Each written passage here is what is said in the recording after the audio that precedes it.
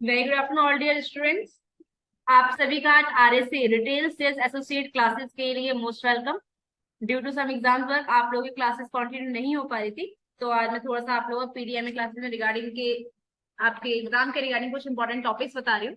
उसको आप लोग ध्यान से पढ़ेंगे, ध्यान से समझेंगे। कोई क्वेरी है तो आप लोग मुझे चैट बॉक्स में मेंशन कर सकते हैं। ओके, चलिए सबसे फर्स्ट टॉपिक है आपका to process credit application for purchase. Credit application क्या होता है? क्रेडिट एप्लीकेशन आप सभी जानते हैं कि क्रेडिट एप्लीकेशन आपका होता है प्रॉपर, जिसमें हम लोग कोई भी चीज उधारी पे काम कर रहे हो, जहां हमें प्रॉपर वर्क में आरएसए में रिटेल सेल्स एसोसिएट में जहां हम लोग उधारी काम करते हैं। ईएमआई आप लोग सुनो, इंस्टॉलमेंट। हमने कोई वर्क ईएमआई पे लिया है, कोई सामान हमने ईएमआई पे किया है, तो उसी से रिलेटेड आपका वर्क चलेगा। ये जो आपका पूरा सिस्टम है, इसमें जो वर्क होता है, describe the skills and knowledge required to effectively process credit application for purchase. Like first one is, क्या क्या स्कोप रहेगा? एक तो आपका इसमें process application from customers for credit facilities and the role में बी परफॉर्म। और ये जो रोल आपको परफॉर्म करना है कहाँ कहाँ पे होगा? Department store, supermarket, speciality store, किसी प्रोडक्ट के लिए स्पेशल जो स्टोर होते हैं, fresh food store, quick service food store जो जल्दी ही एक्सपायर होते हैं, खराब हो जाते हैं। तो उसमें आपकी जो परफॉर्मेंस क्राइटेरिया कि आपको कस्टमर के अकॉर्डिंग फॉर क्रेडिट फैसिलिटीज क्या क्या प्रोवाइड करनी है आपको सुविधाएं। First one, identify the customers need for credit facilities. आपको जस्ट पहले सोचना है, आइडेंटिफाई करना है, पहचानना है कि जो कस्टमर की जो नीड है, कस्टमर की जो जरूरतें हैं, उसको आप लोग फुलफिल कर पा रहे हैं नहीं कर पा रहे हैं। Clearly explain to the customers the features and conditions of credit facility. और उनको प्रॉपर एक्सप्लेन करना, हर एक वर्ड को प्रॉपर ही डिस्क्राइब करना कि आपका जो क्रेडिट का रूल है, कि आप लोग जो उधारी सामान ले रहे हैं उसके टर्म्स एंड कंडीशंस क्या है, क्या क्या उसकी विशेषताएं हैं, क्या उसके फीचर्स आपको इसमें यूज करने को मिलेंगे, और क्या क्या आपको वर्क करना ही करना है, रूल्स रेगुलेशंस एक तरीके से। Provide enough time and opportunities for the customers to ask for the clarification और मोर इन्फॉर्मेशन। और ये नहीं कि सिर्फ आप अपना ही बोलते जाएं, सामने वाले के कस्टमर की बातें ना सुने। तो ये आपको ध्यान रखना है। Fourth point is accurately fill in the documents needed to allow the customer to get credit. और उसको उधारी पे कुछ सामान लेना है, क्रेडिट पे कुछ सामान लेना है, तो उसके लिए उसको क्या क्या डॉक्यूमेंट्स की रिक्वायरमेंट है ये पता होना। and successfully carry out necessary credit checks and authorization procedures। और authorization procedure में क्या रिक्वेस्ट है, क्या वर्किंग होना चाहिए, उसके लिए आपको ध्यान रखना चाहिए। promptly refer difficulties in processing application to the right person। और हमेशा जो उसकी जो डिफिकल्टीज आ रही है, जो प्रॉब्लम्स आ रही है उसको क्रेडिट सामान करने में, कोई सामान खरीदने में उधारी में, तो उसको सही पर्सन तक सही बातों को पहुंचाना। ये नहीं कि मेरे पास प्रॉब्लम आ रही, मान लीजिए आप लोग हैं आरएसए रिटेल से एसोसिएट है, आप लोगों के पास कोई प्रॉब्लम है किसी कस्टमर की, सर कि मैं मुझे ये सामान खरीदना है इलेक्ट्रॉनिक, लाइक जैसे कि आप ले लीजिए, क्या लेंगे, टेलीविजन ही ले लेते हैं। आपने इलेक्ट्रॉनिक टेलीविजन लिया है, बाय मिस्टेक आप उसकी ना इंस्टॉलमेंट, उसको सामने वाला किसी और तरीके से बोल रहा है, वो 10% के अकॉर्डिंग बोल रहा है, आपने 5% के अकॉर्डिंग समझाया, 1% के अकॉर्डिंग, या कुछ अप्स एंड डाउन आपकी ईएमआई में कि मैं इतना अभी पे कर सकता हूँ, इतने की इंस्टॉलमेंट बना सकता हूँ। तो वो उसको बताना पड़ेगा कि सर हमारे ऑफिस का, हमारे स्टोर्स का भी अपने रूल्स रेगुलेशन है, उसके अकॉर्डिंग सर आपको ये चीजें फॉलो करनी पड़ेगी, बिकॉज हमारी भी एक इंटरेस्ट रेट होती है, राइट।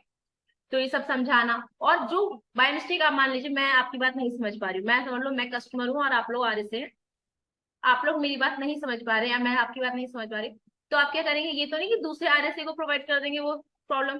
क्या करेंगे आप? जो हमारे सीनियर सर हैं, स्टोर मैनेजर हैं, जो पर्सन है, उनको बताएंगे कि हमें ये प्रॉब्लम आ रही है, इन मैम की हेल्प कर दीजिए। तो आपको प्रॉपर सजेस्ट करेंगे सही पर्सन कौन होगा आपके काम कराने के लिए, वो that is called right person.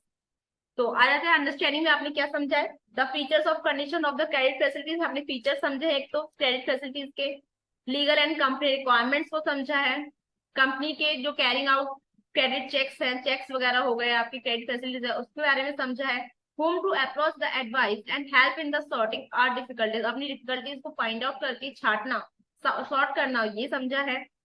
and how to determine the credit worthiness and individual by using appropriate techniques and tools। हमेशा टेक्निक एंड टूल्स को समझना, यूज करना आना चाहिए। आरएसए में जा रहे हैं, आपको टूल्स का यूज करना ही ना आए तो दैट इज योर डिफिकल्टीज। आपके पास क्या क्या स्किल्स होने चाहिए आरएसए के लिए? Complete documentary accurately, documentation. आप सोचिए कोई भी आप ईएमआई का काम कर रहे हैं, इंस्टॉलमेंट्स का काम कर रहे हैं, बाय चांस कोई डॉक्यूमेंट्स आपका मिस हो जाए तो that is harmful for your work, right. आपकी जॉब प्रोफाइल के लिए बेकार रहेगा, आपकी जॉब प्रोफाइल खतरे में आ सकता है। तो डॉक्यूमेंट एक्यूरेट होने चाहिए। सिंपल रिपोर्ट्स रिक्वायर्ड, जब भी रिपोर्ट की रिक्वायरमेंट होगी आपको रिक्वायरमेंट के अकॉर्डिंग रिपोर्ट रेडी रखना चाहिए। रीडिंग स्किल्स, सभी इंफॉर्मेशन जो भी आपके स्टॉक पे कहीं भी कोई भी इंफॉर्मेशन उसको आप रीड करने की क्षमता होनी चाहिए आपके अंदर।